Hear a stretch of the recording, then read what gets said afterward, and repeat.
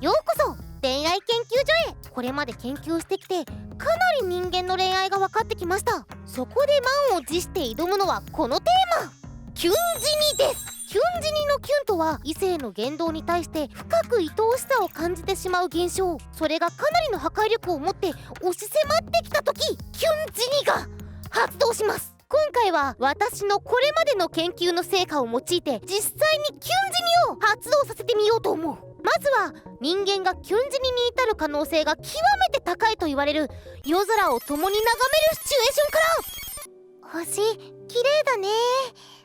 あれが子犬座で、あっちにあるのが牛座。でもさ、星座ってずるいよね。星なんて無理やり繋いじゃえば何でもそれっぽく見えちゃうんだもん。例えばさ、あの星とあの星つなげばハートっぽく見えるからハート座とかさ。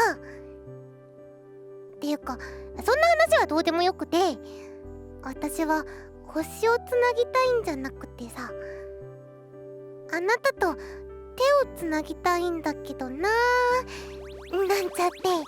すごいぞ、すごい勢いでキュンが集まっている。キュンメーターが強力な反応を示していますよ。やはり私の研究は間違っていなかったようですね。この調子で次のキュン時に行ってみましょう。続いて学生の恋愛にキュンと来ることが多いようです。そこで朝の登校中の会話というシチュエーションでキュン時にを発動させていきたいと思います。おーい、おはよう。寝坊しちゃった。このペースだと遅刻ギリギリだよ。あれ、すっごい眠そうな顔してる。どうせ夜中までゲームしてたんでしょう。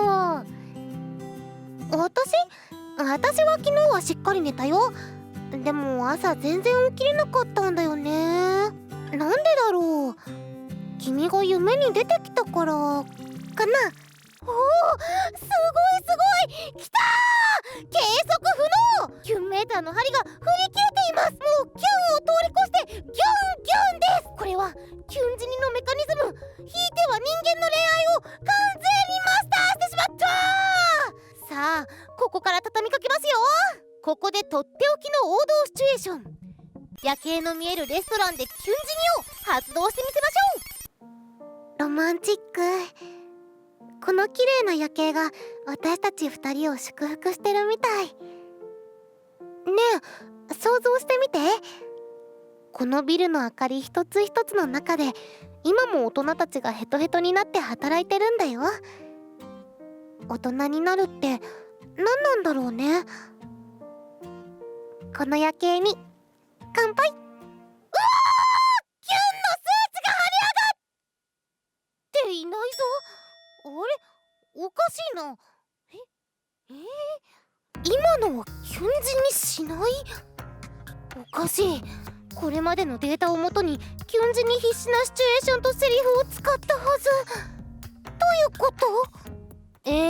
いかがでしたでしょうか。キュン死にをテーマにお送りしてきた今回の恋愛研究所、一時は完全にキュン死にのメカニズムを掌握したかのように思えたのですが、まだまだ研究が足りないようです。いやー、本当に人間の恋愛感情って奥が深いですよね。